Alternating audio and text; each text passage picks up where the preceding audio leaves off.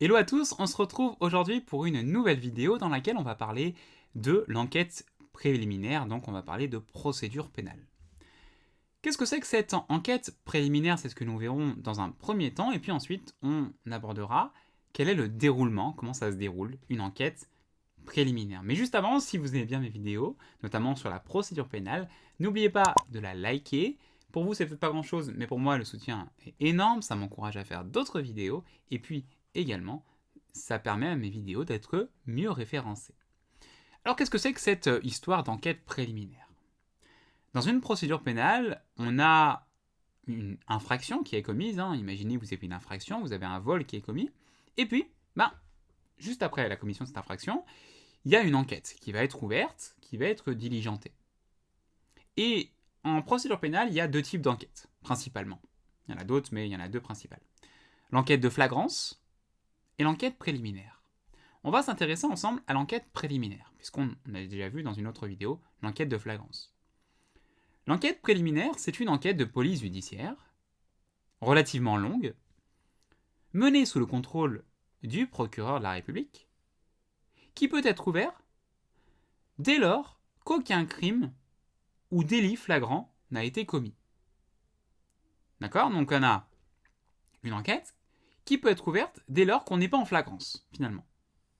Je vous renvoie aux conditions, aux situations de la flagrance. Notamment, je vous le rappelle, la flagrance, c'est par exemple lorsque l'infraction vient d'être commise, quand on prend quelqu'un en flagrant délit, par exemple. Ça, c'est la flagrance. Sinon, enquête préliminaire. Donc finalement, autrement dit, l'enquête préliminaire, elle intervient dans tous les cas où une enquête de flagrance ne peut pas être ouverte. D'accord?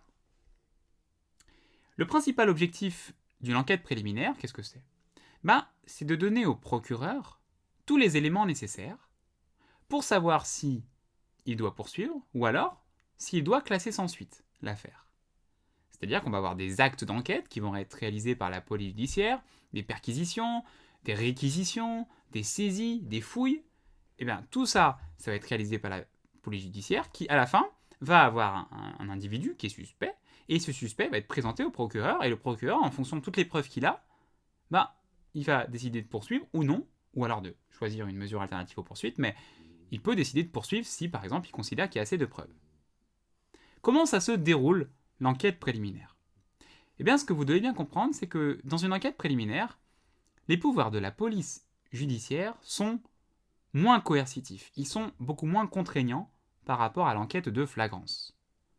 Puisque, en effet, dans la plupart des cas, je résume, dans la plupart des cas, il faut l'accord de l'intéressé pour procéder à un acte dans une enquête préliminaire.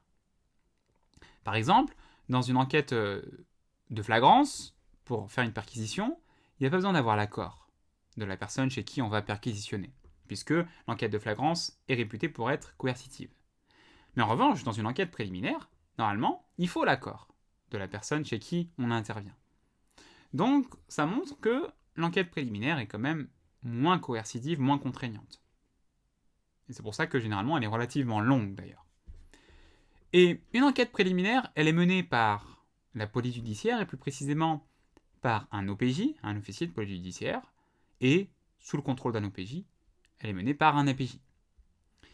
Et cette enquête préliminaire peut être ouverte par la police judiciaire, ou alors sur instruction du procureur de la République. Donc ce que vous devez bien garder en tête, c'est que l'enquête préliminaire est moins coercitive que l'enquête de flagrance. C'est pour ça que ça va être essentiel dans vos cas pratiques de déterminer si on est en flagrance ou en enquête préliminaire. Voilà, j'en ai terminé sur cette enquête préliminaire. Si vous avez bien aimé la vidéo, n'oubliez pas le like pour le référencement et pour m'encourager à faire d'autres vidéos dans cette thématique-là. On se dit à très vite. Prenez soin de vous. Salut!